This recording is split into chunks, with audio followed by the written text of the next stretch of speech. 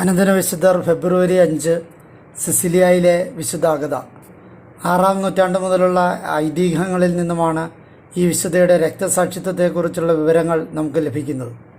ചരിത്രരേഖകൾ പ്രകാരം വിശുദ്ധ അഗത സിസിലിയയിലെ ഒരു കുലീന കുടുംബത്തിൽ ജനിച്ച കന്യകയായിരുന്നു. സിസിലിയയിലെ ഗവർണർ ആയിരുന്ന ക്വിൻറ്റാന്യൂസ് അവളെ കാണുവാനിടയാവുകയും അവളിൽ ആകൃഷ്ടനാകുകയും ചെയ്തു. പക്ഷേ വിശുദ്ധ അദ്ദേഹത്തിൻ്റെ പ്രേമം നിരസിച്ചു. ഇതിൻ്റെ ഫലമായി അവൾ ക്രിസ്ത്യാനിയാണെന്ന് കാരണം പറഞ്ഞ് ഗവർണറുടെ ന്യായാസനത്തിന് മുമ്പിൽ ഹാജരാക്കി. എന്തുകൊണ്ടാണ് ക്രിസ്ത്യാനികളെപ്പോലെ അടിമജീവിതം നയിക്കുന്നതെന്ന ന്യായാധിപന്മാരുടെ ചോദ്യത്തിന് അവളുടെ മറുപടി ഇപ്രകാരമായിരുന്നു: ഞാൻ ക്രിസ്തുവിൻ്റെ ഒരു ദാസിയാണ്, അതുകൊണ്ടാണ് ഞാൻ അടിമയെപ്പോലെ ജീവിക്കുന്നത്. എന്നിരുന്നാലും ക്രിസ്തുവിൻ്റെ അടിമയായിരിക്കുക എന്നത് ഏറ്റവും മഹനീയമാണ്, വിശുദ്ധ പ്രതിവചിച്ചു. ഇതിൽ കോപാകുലനായ ഗവർണർ ക്രിസ്തുവുള്ള വിശ്വാസം ഉപേക്ഷിച്ചില്ലെങ്കിൽ വളരെ ക്രൂരമായ മർദ്ദനങ്ങൾ ഏൽക്കേണ്ടി വരുമെന്ന് അവളെ ഭീഷണിപ്പെടുത്തി. എന്നാൽ ധീരയായ വിശുദ്ധയുടെ വാക്കുകൾ ഇപ്രകാരമായിരുന്നു: നീ എന്നെ വന്യമൃഗങ്ങൾക്ക് കൊടുക്കുമെന്നാണ് ഭീഷണിപ്പെടുത്തുന്നത് എങ്കിൽ അറിഞ്ഞുകൊള്ളുക, ക്രിസ്തുവിൻ്റെ നാമം കേൾക്കുന്ന മാത്രയിൽ അവ ഇണങ്ങിക്കൊള്ളും. നീ അഗ്നിയാണ് ഉപയോഗിക്കുന്നതെങ്കിൽ സ്വർഗത്തിൽ നിന്ന് മാലാഖമാർ ശാന്തിദായകമായ മഞ്ഞുതുള്ളികൾ എൻ്റെ മേൽ വർഷിക്കും. ക്രൂരമായ മർദ്ദനങ്ങൾ കഴിഞ്ഞപ്പോൾ വിശുദ്ധയെ തടവറയിൽ അടച്ചു. ഒരു ആഘോഷ സദ്യയ്ക്ക് പോകുന്ന പോലെയാണ് തല ഉയർത്തിപ്പിടിച്ചുകൊണ്ട് അവൾ തടവറയിലേക്ക് പോയത്. തൻ്റെ യാതനകൾ അവൾ പ്രാർത്ഥനയിലൂടെ ദൈവത്തിന് സമർപ്പിച്ചു. അടുത്ത ദിവസം ന്യായാധിപൻ്റെ മുമ്പിൽ നിൽക്കുമ്പോൾ അവൾ പ്രഖ്യാപിച്ചു: നീ എൻ്റെ രക്തം നിൻ്റെ കൊലയാളികളെ കൊണ്ട് പിച്ചി ചീന്തുന്നില്ലെങ്കിൽ എനിക്ക് മറ്റുള്ള രക്തസാക്ഷികൾക്കൊപ്പം എൻ്റെ കർത്താവിൻ്റെ സ്വർഗത്തിൽ പ്രവേശിക്കാൻ സാധിക്കുകയില്ല. അധികം താമസിയാതെ അവളെ മർദ്ദന ഉപകരണത്തിന് മേൽ വരിഞ്ഞുകെട്ടി ചുട്ടുപഴുപ്പിച്ച ഇരുമ്പ് കമ്പികൾ കൊണ്ട് പൊള്ളിച്ചു. കൂടാതെ അവർ വിശുദ്ധയുടെ മാറിടങ്ങളിൽ ക്രൂരമായി മുറിവേൽപ്പിച്ചു. ഈ മർദ്ദനങ്ങൾക്കിടയിലും അവൾ ദൈവത്തോട് പ്രാർത്ഥിച്ചു: മരണം വരെ എൻ്റെ ശരീരത്തിൻ്റെ പരിശുദ്ധി നിലനിർത്തണമെന്ന് ആഗ്രഹനിമിത്തം ഞാൻ ഇവിടെ തൂങ്ങിക്കിടക്കുന്നു. എൻ്റെ ദൈവമായ കർത്താവെ, എന്നെ സഹായിക്കണമേ. ക്രൂരന്മാരായ അവർ വിശുദ്ധയുടെ മാറിടങ്ങളിൽ കുത്തിക്കൊണ്ട് മുറിവേൽപ്പിച്ചപ്പോൾ വിശുദ്ധ ഗവർണറുടെ കാടത്തരത്തെ ഇപ്രകാരം ശാസിച്ചു: ദൈവഭയമില്ലാത്ത ക്രൂരനും കുപ്രസിദ്ധനുമായ ഭരണാധികാരി, നിന്നെ വളർത്തിയ മാതാവിനെ പോലെയുള്ള ഒരു സ്ത്രീയെ പീഡിപ്പിക്കുവാൻ നിനക്ക് നാണമില്ലേ? തിരികെ തടവറയിലെത്തിയപ്പോൾ അവൾ പ്രാർത്ഥിച്ചു: എൻ്റെ ദൈവമേ, എൻ്റെ പിടച്ചിൽ നീ കണ്ടില്ലേ? എപ്രകാരം ഞാൻ യുദ്ധമുഖത്ത് പോരാടി.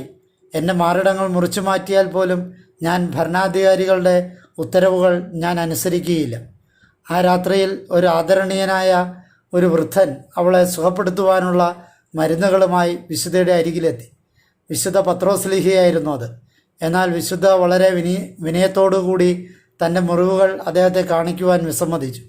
എന്നെ അവിശ്വസിക്കാതിരിക്കൂ മകളെ, ഞാൻ ക്രിസ്തുവിൻ്റെ അപ്പസ്തോലനായ പത്രോസാണ്. ഇതിന് അവൾ ഇപ്രകാരം മറുപടി പറഞ്ഞു: ഞാൻ ഭൗമികമായ ഒരു മരുന്നുകളും എൻ്റെ ശരീരത്തിൽ പുരട്ടാറില്ല. ഞാൻ കർത്താവായ യേശുവിനെ മുറുകെ പിടിക്കുന്നു. അവൻ തൻ്റെ വാക്കുകളാൽ എന്നെ സുഖപ്പെടുത്തിക്കോളും.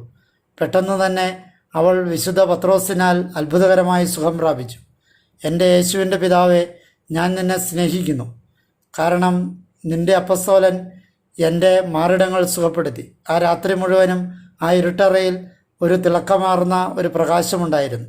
ഇത് കണ്ട കാവൽക്കാർ ഭയന്നോടിയപ്പോൾ സഹതടവുകാർ അവളോട് രക്ഷപ്പെടുവാൻ ആവശ്യപ്പെട്ടെങ്കിലും ദൈവസഹായത്താൽ സുഖം പ്രാപിച്ച ഞാൻ എന്നെ സുഖപ്പെടുത്തുകയും ആശ്വസിപ്പിക്കുകയും ചെയ്ത ദൈവത്തെ ഏറ്റുപറയേണ്ടിയിരിക്കുന്നു എന്ന് പറഞ്ഞുകൊണ്ട് അത് നിരസിച്ചു. 4 ദിവസത്തിന് ശേഷം അവളെ വീണ്ടും ന്യായാധിപൻ്റെ മുമ്പിൽ കൊണ്ടുവന്നു. അവൾ സുഖപ്പെട്ടത് കണ്ട ന്യായാധിപൻ അത്ഭുതപ്പെട്ടു. എന്നിരുന്നാലും അവൾ തങ്ങളുടെ ദൈവത്തെ ആരാധിക്കുവാൻ അദ്ദേഹം നിർബന്ധിച്ചു.